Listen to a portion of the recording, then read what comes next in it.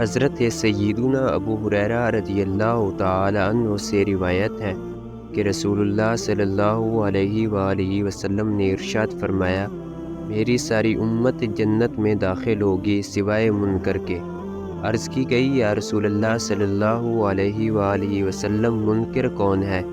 فرمایا، جس نے میری اطاعت کی وہ جنت میں داخل ہوا، اور جس نے میری نافرمانی کی وہ منکر ہوا۔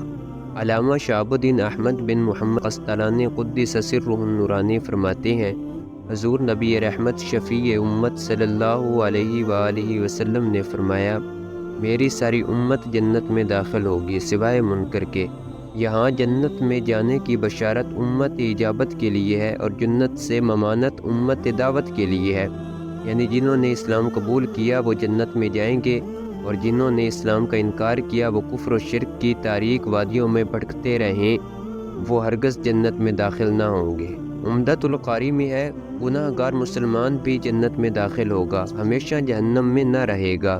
جبکہ حدیث پاک کے ظاہر سے تو یہ سمجھ آتا ہے کہ گناہ گار جنت میں داخل ہی نہ ہوگا۔ اس کا جواب یہ ہے کہ حدیث مذکور سے مراد